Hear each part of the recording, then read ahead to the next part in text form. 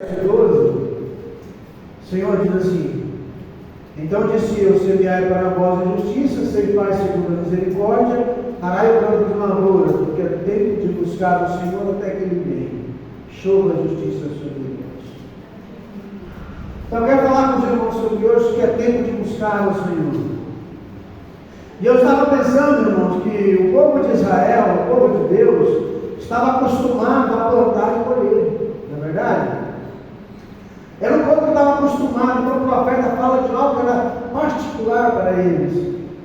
E eu estava mesmo lembrando, irmãos, como era maravilhoso, né? Naquela época, como era a família se reunir na hora da semeadura, né?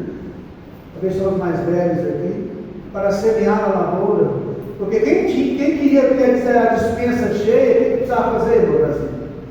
Tinha que plantar, limpar e colher, né? Então, deveria ser maravilhoso a família se reunir na hora da semeadura, a festa na hora da colheita, a alegria de guardar, contar as sacarias, contar quantos sacos que deu, que esse ano o arroz que nós plantamos vai dar para 3 anos, vai dar para 2 anos, não, o feijão vai dar para 1 ano, 2 anos. Levanta a mão quem me deu isso. Só um. Tá bom. É doido, né? Então, irmãos, eu não tive esse privilégio. E, irmãos, eu quero te perguntar, por que será que hoje já não existe mais essa comunhão no meio das famílias? Por que será que nem na hora do alimento a mãe fez o almoço para todo mundo, deu o maior trabalho e não tem nem comunhão na hora do partir do pão? Cada um pega a comida, vai cada um para um lado. Ou senta-se em frente à televisão, em frente ao aparelho ali, vai comer cada um calado. Isso aqui, irmãos, está acontecendo muito nos nossos dias. Agora Deus está falando: olha, meus servos, eu vou te dar um conselho melhor, que é muito melhor que você plantar e colher para você manter a sua família. É o tempo de você buscar ao Senhor até que Ele chova sobre vós, chova a chuva de bênção sobre a sua vida. Então, é tempo de nós buscarmos ao Senhor. É tempo de nós clamarmos ao Senhor. É tempo de nós sairmos da nossa zona de conforto. O profeta Isaías, no capítulo 55, verso 6, ele diz: buscai ao Senhor enquanto se pode achar, invocai-o enquanto Ele está perto. Amém. Irmãos, o que é que você tem feito que você não tem buscado ao Senhor? Pastor, eu tenho orado, mas será que orar é buscar ao Senhor? Oração é uma coisa, clamor é outro. É quando você busca, você clama, você chora, você está na presença de Deus, você faz de tudo para Deus te ouvir. O clamor é diferente. Onde é que eu devo buscar a Deus? Na velhice? Amanhã, hoje, quando se batendo? Quando é que você vai buscar o Senhor, irmão? O momento vai vir em que a porta da graça vai se fechar. Cântares, capítulo 5, verso 6, tem uma passagem maravilhosa. Muita gente acha que o livro de Cântares não é um livro muito espiritual, né? Mas Cântares 5, verso 6, está escrito: eu abri ao meu amado, mas já o meu amado se tinha retirado e se tinha ido. A minha alma tinha se derretido quando ele falara. Busquei e não achei, chamei e não me respondeu. Muitos estão deixando para buscar ao Senhor amanhã, quando sobra tempo, né? Porque estão cansados, porque muitos não estão buscando o Senhor, porque às vezes estão de falta de tempo, e porque o tempo dele é gasto com todas e todas as demais coisas, mas não com a prioridade da sua alma. Você precisa decidir o que você quer. Muitos vão buscar, mas não vai achar. O profeta Amós dizendo: olha, irmãos, é tempo de buscar ao Senhor até que ele chova sobre vós. Eu não posso te obrigar a buscar ao Senhor. Eu posso dizer como Paulo disse a Timóteo: antes de tudo, se usa a prática da oração e súplica. Paulo deixou o mandamento, não é pergunta. Orai sem cessar, não é pergunta, é mandamento. Você tem que orar, não é pedido, é mandamento. A frase ainda é afirmativa: orai sem cessar, não é interrogativa. Olha, orai se você quer orar sem cessar, não, é afirmativo, orai sem cessar, não é uma pergunta, é um mandamento. Servo de Deus tem que orar, servo de Deus tem que clamar, servo de Deus tem que buscar a Deus. Qual que é o nosso grande desafio hoje? Estava ouvindo alguém falar sobre isso hoje. Qual que é o nosso grande desafio? Servir a Deus, não vir à igreja e não sentir nada na hora do louvor, orar e não ouvir nada, não sentir nem um toquezinho de Deus, abrir a Bíblia e não sentir a palavra falando conosco, saltando sobre nós, falando conosco, e mesmo assim nós continuar fiel. Esse é o desafio dos últimos dias. Continuar crente quando você não está sentindo nada, continuar fiel quando tudo está mandando você não ser fiel, você dizer: vale a pena ser fiel, vale a pena orar, vale a pena servir ao Senhor, vale a pena, porque um dia eu quero estar lá do outro lado. Glória a Deus. Será que nós vamos ouvir esse hino? Estou levantado. Será que nós vamos passar o rio? Será que nós vamos ver as muralhas de Jericó caindo e nós entrando na cidade? Será que nós vamos ver a Jerusalém descendo no céu? Eu espero que você abra seus olhos hoje. Lucas 17, 26. O Senhor fala de algo muito difícil que vai acontecer no meio da igreja. Lucas 17, o Senhor vai dizer para nós: olha, como aconteceu no dia de Noé, assim será também no dia do Filho do Homem. Irmão, no dia de Noé foi muito triste, porque você pode imaginar, Noé levou 100 anos para construir a arca, diz a Bíblia, em torno de 100 anos, mesmo porque fazer uma arca de 150 metros, com apenas objetos manuais, cortar a madeira, cortar a árvore, lavrar as madeiras, fazer as tábuas. Não é que Deus vai lá e pega na madeireira, não. Noé teve que cortar a árvore, teve que fazer as tábuas, teve que tudo manualmente. Uma arca de 150 metros comprida, 300 côvados. A Noé levou 100 anos, e nesses 100 anos a Bíblia chama ele de pregoeiro da justiça. Em Hebreus 11, ele é pregoeiro da justiça, ele fazia a arca e pregava, falava: olha, esse mundo vai ser destruído, vai ser destruído, mas há lugar para você na arca, vendo que você vai participar. Mas ninguém quis. Mas um dia algo aconteceu diferente. Um dia o povo começou a ver algo diferente. Começou a surgir bicho de tudo quanto é lado. Começou a surgir animal de tudo quanto é lugar. E eles foram caminhando. E Noé conduzindo eles a entrar na arca. E eles entravam na arca. O povo começou a se assustar.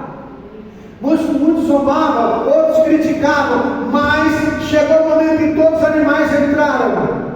E a Bíblia diz que Deus é quem fechou a porta.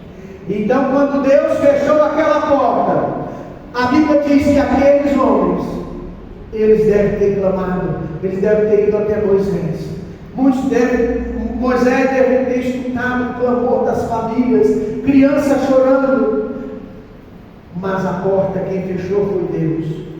A porta quem fechou foi o Senhor. E se o Senhor fechar essa porta hoje, irmão, não vai sobrar nada desse mundo interessa. Gênesis 7,16, o Senhor diz: e os que entraram, macho e fêmea de toda a carne, entraram como Deus tinha ordenado. Ponto. E o Senhor fechou a porta. Deus aqui fechou a porta. Não foi Noé. Muitos bateram, mas Noé falou: a porta está fechada e não fui eu. O meu Deus que mandou fazer a arca fechou ela. Seu tempo está vencido. Busque o Senhor enquanto você tem tempo. Isaías 55,6. Buscar o Senhor enquanto você pode achar. Você ainda hoje tem tempo de mudar de vida. Essa semana 2 pessoas foram ceifadas em Catalão, por causa da inconsequência, por causa do pecado. Por mais que eram pessoas jovens, por mais que eram pessoas com um futuro maravilhoso, ainda a consequência do pecado, devido ao que eles estavam fazendo, o que estavam vivendo. Se tivesse buscando o Senhor, não teria acontecido isso. Busque ao Senhor enquanto é tempo. Aí, depois que a porta se fechar, depois que Jesus voltar, só vai existir uma coisa: o julgamento. Hebreus 3,15. Enquanto diz: se hoje ouvis a tua voz, não endureçais o vosso coração, como na provocação. Bom, Deus está falando com você: não endureça seu coração, não. Deus está falando: olha, meu filho, ora mais, leia mais a Bíblia. Quem lê a Bíblia todo dia? Está vendo? Não é a maioria. Não é a maioria. Você pode ler a Bíblia todo dia. Só, irmãos, que para ler isso daqui,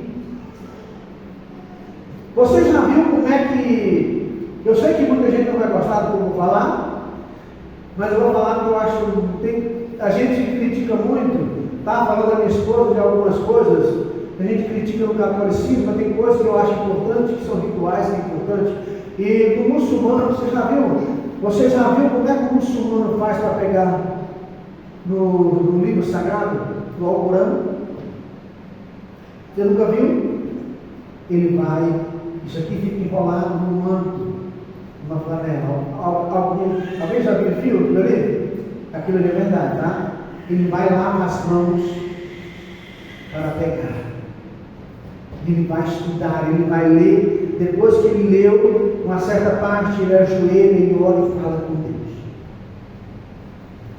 É um ritual que ele faz sempre.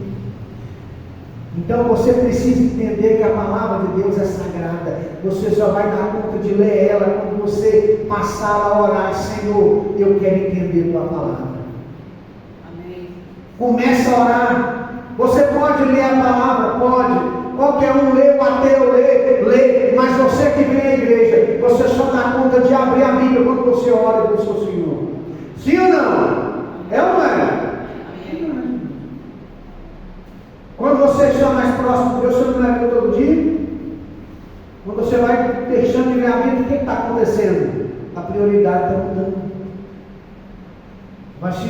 Então Jesus vai voltar e depois só vai restar o julgamento. Deus está falando: não seja duro. Ouve a voz do Senhor. Quando eu devo buscar a Deus? Agora, hoje, já, é nesse momento. Olha, eu quero mostrar para você em Daniel capítulo 2, que tem hora que é um momento que não dá para esperar, é agora. A hora é agora. Daniel 2, verso 13 em diante. E saiu o decreto segundo o qual deveriam ser mortos os sábios, que buscaram Daniel e os seus companheiros para que fossem mortos. Daniel e seus amigos não sabiam o decreto, o rei não buscava. Então Daniel falou avisado e prudentemente a Arioque, capitão da guarda do rei, que tinha saído para matar os sábios da Babilônia, cujo qual Daniel e seus 3 amigos faziam parte. Verso 15. Respondeu-lhe e disse a Arioque,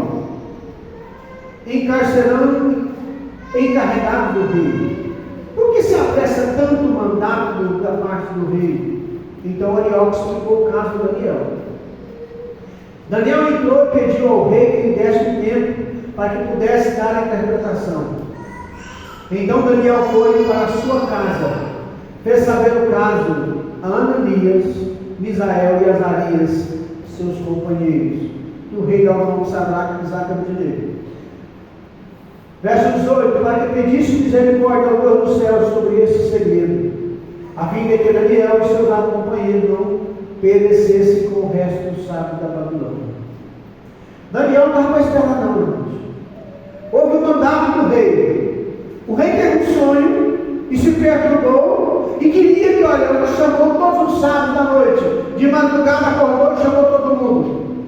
Diz: eu tive um sonho e estou perturbado. Eu quero que você me conte o que eu sonhei. Você não é padre do país, você não é chamado de sábio. Conta o que eu sonhei no meu quarto de noite, quando eu estava dormindo, e me dê a interpretação. O negócio ficou tão aterrador para aquele homem, que ele não tinha coragem de contar para alguém para não ser enganado. Porque perturbou ele demais. E o que ele faz então? Quando ele viu que ninguém ia conseguir, ele simplesmente dá uma ordem para que matassem todos os sábios. Porque na mente dele ele falou: vocês não são sábios, hoje eu não vou. Estou pedindo um conselho, vocês não querem me dar? Aí alguém falou: ó, eu sou pego, ser humano nenhum pode dar. Então, quando deram a ordem para Daniel, quando Daniel soube aqui no versículo 15, ele perguntou: olha, por que essa pressa tanto do rei? Por que está com tanta pressa de matar todo mundo? Daniel não sabia. Daniel possivelmente não estava lá próximo ao palácio, na sua casa. E o Arioque explicou para ele, o chefe da guarda. Daniel, no gesto de sabedoria, verso 16, entrou, falou com o rei, falou: senhor rei, eu não estava sabendo desse caso. Não sabemos o quanto ele pediu. Eu acredito de 3 a 7 dias que ele pediu. Me dá uma semana aí para eu vou orar e buscar a Deus. E Deus vai me dar a resposta. Se Deus não me der, o senhor é rei, o senhor tem autoridade. Né? Daniel era caso de vida ou morte. Ou orava e Deus revelava ou morria. Ele e muita gente com eles. É o seu caso também. Ou você ora ou morre espiritualmente. Ou você ora ou você vai morrer espiritualmente. Muitos acham que as suas vidas estão bem sem Deus, estão maravilhosamente. Eu estava com o crente Raimundo, pé da igreja, pé do mundo, né? Mas, irmãos, quando você se aproxima daquele dia, quando a morte chegar, só tem 2 opções. Como eu vi alguém falando: olha, a sua faculdade naquele dia não vai valer nada. O seu dinheiro, o que vai valer? Nada. O seu carro, seus bens, nada. Seus negócios, tudo vai ficar para trás. Aí só tem um destino: é Deus, é céu ou inferno, Deus ou diabo. Quem vive uma vida sem Deus está encomendando sua vida ao diabo. Quem vive uma vida sem Deus, sem um arrependimento, sem o sacrifício de Cristo, porque sem derramamento de sangue não há remissão de pecados. Ninguém pode ser salvo sem crer em Jesus. A salvação só vem por Jesus. É pela graça. Porque as obras só te garantem galardão, não garante salvação. Então, Salmo 69:13: eu, porém, faço a minha oração a ti. Olha só, Salmo 69:13: eu, porém, faço a minha oração a ti, Senhor, num tempo aceitável, ó Deus. Ouve-me segundo a tua grandeza, da tua misericórdia, segundo a tua verdade e salvação. O salmista fala: Senhor, eu faço a minha oração no tempo aceitável. Qual é o tempo aceitável? Não é agora, não é hoje. Por que você não pode orar mais? Não deixa para amanhã não, irmãos. Eu te pergunto: você come todo dia? Você bebe água todo dia? Por que você não pode orar todo dia? Se você ficar sem beber água, por exemplo, não sei se você sabe, mas tem gente que fala: eu vou orar quando eu sentir vontade. Você está pedindo para o diabo te lançar problema. Você está pedindo para a desgraça vir na sua vida. Literalmente a palavra é essa. Quem quer orar só quando tem problema, ele está pedindo para o diabo atacar ele. Sabia que quando você bebe água, quando você sente sede, é um mau sinal? Sabia? O ser humano, a sede, quando você sente ela, é seu corpo falando, ou me dá água, ou então eu vou começar a comer. Da mesma forma que você não pode sentir sede, você também não pode sentir vontade de oração. Você tem que orar sem cessar. Paulo falou, oração é direto, meu irmão. Oração é constante. Amém. Tem que ser todo dia. Então, se você não quer ver problema na sua vida, ore e busque. Porque você orando, buscando, jejuando, consagrando, não vai ter problema, amém? Vai ter sim. Mas você vai ter força para vencer eles. E se você não orar, não buscar, não jejuar, vai ter problema? Vai, mas você não vai ter força para vencer eles. Irmão, duas esposas de pastores estavam sentadas, uma do lado da outra. Provavelmente tem um bom tempinho isso. E elas estavam remendando as calças do devido marido, que eram pastores, cada um de uma igreja. Uma delas falou para a outra amiga: pobre João, ele está muito desencorajado no trabalho da igreja. Há alguns dias que ele está pensando até entregar o carro, de tão desanimado. Parece que nada dá certo, tudo está dando errado. A outra respondeu: lamento por vocês. Meu marido tem dito exatamente o contrário. Tem sentido cada dia mais intimidade com Deus, como nunca havia experimentado antes. Um pesado silêncio atingiu aquelas duas mulheres, que continuaram remendando a causa dos seus maridos, respectivos esposos.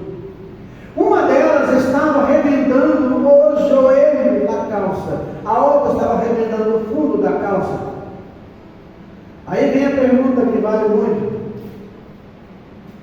Aí vem a pergunta: qual é que estava mais animado? Qual pastor, qual irmão que estava mais animado?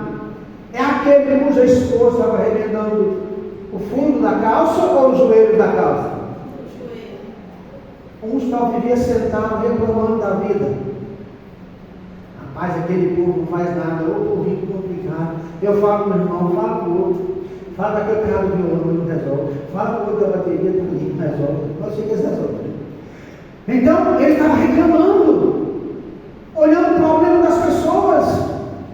E o outro estava de joelho dobrado, intercedendo a Deus: Senhor, abençoa aqueles irmãos, abençoa o pessoal do louvor, abençoa o trabalho das irmãs, abençoa isso, muda isso, faz isso.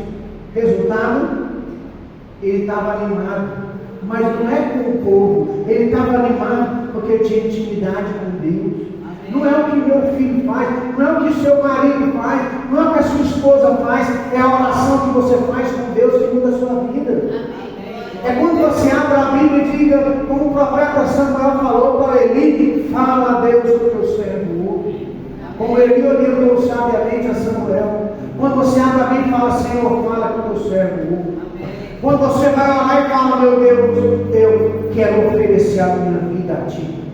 Eu não estou aqui hoje para pedir, eu estou aqui para agradecer pelo que o Senhor derramou teu sangue lá na cruz por mim. Eu estou aqui para agradecer pelo Senhor ter me abençoado, porque hoje é tempo de louvar a Deus. Hoje é tempo de você saber que você precisa mudar o seu comportamento, mudar a sua atitude. Não dá mais para a gente brincar de servir a Deus. Não dá mais, irmão. Bom, Jesus está voltando.